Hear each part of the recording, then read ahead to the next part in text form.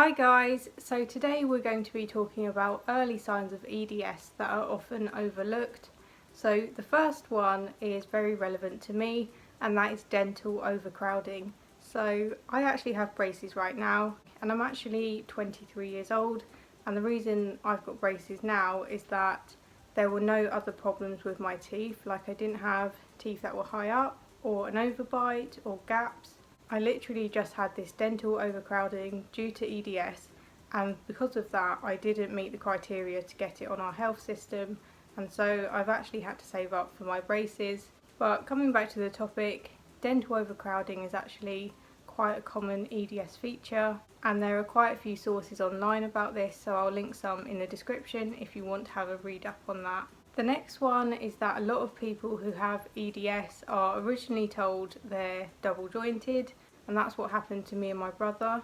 So the signs of this for us was that our joints have always been really loud. Basically, they would pop and things like that, and sometimes it's just from general instability, sometimes it can be a subluxation, and sometimes joints just pop and click for no reason. But we were especially bad, so I'll put in some clips of my joints. What's that noise, Tigger? Well, that noise was putting my knee back in. I meant, what's the other noise? So we were taken to the doctors, and the doctor said we were double jointed, which this was many years ago. This was like 15 years ago now.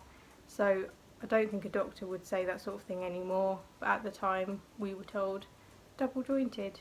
The next one is being cold at odd times and being hot at odd times, or just being strangely cold, like colder than you would expect or more hot than you would expect. So for me, I had swimming lessons at school, and while all of the other children would be fine, I would be in the swimming pool and my teeth would be chattering like crazy. I would have teachers coming to wrap me up in towels and things when I got out of the pool. They didn't do that to anyone else because my teeth were just going crazy.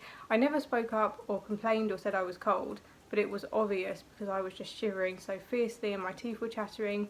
But actually, temperature dysregulation such as this is very common in EDS. A lot of people also have dysautonomia, which is autonomic dysfunction, and so for a lot of people this is the cause of their temperature dysregulation. Again, when I was younger I used to go trick-or-treating and my dad used to bundle me up in so many clothes, but I was just getting so much more cold than the other children. Looking back, we knew that I was more cold than the other children, but we didn't really see it as a problem. We just thought, oh, I must just get cold easily. Whereas now we understand where that came from. The next one I had to Google to see if it's an EDS thing, and that is having reduced strength. So when I was little, I called myself a helper person, and my dad and I still laugh about that, especially when I ask if I can help with anything. He's like, oh yeah, of course you're asking to help because you're a helper person. However, I couldn't help with anything remotely heavy duty. Anything to do with lifting, I just couldn't do it. I've always been weak in regards to physical strength. It just doesn't sound nice, like no one wants to think of themselves as weak. But we look at the things that I could do as a child and my brothers and sisters who I watched grow up. And I remember saying to my parents, like, why are they so strong? But actually, their strength is actually closer to normal. It's not like really great, and mine was less than normal. And so as a child I'd always ask to help, but I was quite limited in what I could do. So setting the table was an easy one because I could lift cutlery, but if people were bringing boxes into the house I really couldn't help with anything like that, and my dad never even attempted or asked me because we just knew that I just physically couldn't do it. The next one is the one you've probably been waiting for, and that is being flexible or overly flexible. This actually wasn't a huge thing for me, and I know for some people they have so many tricks and their whole childhood they can just remember being flexible and impressing people with these sorts of things. And for me, I had a couple, but it wasn't a huge thing.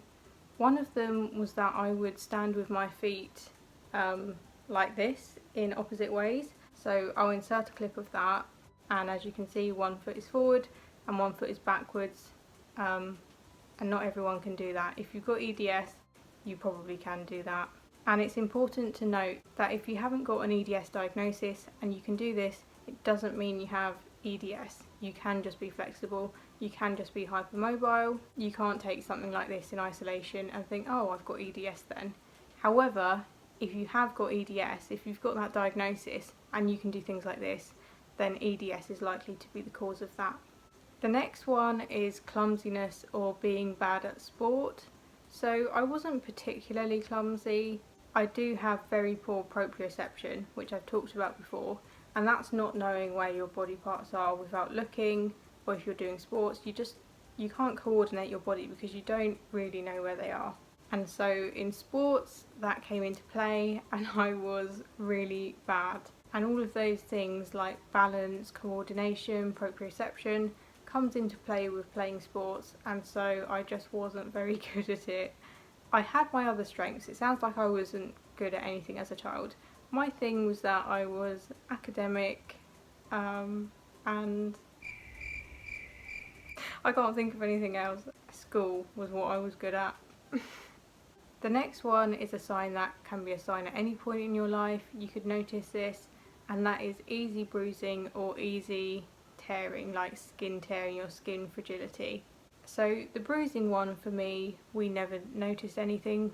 Children fall over and get bruises all the time, so we didn't notice anything like that. Skin fragility and skin tearing, however, has always been a big thing for me. So when I was a child, I split open my elbow, and I remember my head at one point, and I would cut my knees and it would bleed, like pour blood down into my socks. Like I would get cuts just really easily, and they were always quite bad. Like it wouldn't be a big fall or anything, and yet there would be a lot of cuts and a lot of blood. Number 8 is growing pains. This is a big one for a lot of people, and it's basically when people say that a child is in pain because they're growing. And the thing is, growing really isn't that painful of a process. Like children aren't meant to be in pain. I've babysat a lot of children. I've watched my brother and sister grow up, and for all of them, pain wasn't really a thing. If your child is in chronic pain, then that is something to be listened to. You can't really just put it down to growing pains, and even if it is growing pains, then it still needs to be addressed and that child still needs to be helped with that. But in most cases, it does seem to be that children that have pain, they have pain for a reason. And for a lot of people with EDS, EDS is that reason. The next one, which was much more of a problem than pain for me, was that I would randomly start fainting. And we know now that I have POTS and I faint from POTS, and so it could be that this was an early development of that. It could be the POTS kicking in. So I have a few memories that stand out, and this one definitely sounds like POTS. So I was in the hairdressers and I was actually too small for the seat, and so they asked me to stand up. I was standing for most of it. I was quite young, only about 10 at this point, and I could just see my vision blacking out, and I didn't want to say anything because I was quite shy, and so I didn't say anything until I just fainted in the hairdressers, and that was the first time that I'd actually fainted. And then other times I fainted as a child would be when I was around 13 or 14. Just went through this phase where I just kept fainting. So we went to the doctors, and the doctor said, growing pains, you're getting taller, your eyesight has changed, and it's making you faint because you're adjusting to this altered eyesight, like from seeing from a higher level. We now know that isn't the case. I have POTS and autonomic dysfunction, and that really is the cause of my fainting. It had nothing to do with my eyesight changing. And I remember thinking, like, surely not, even at the time, but fainting is common with EDS.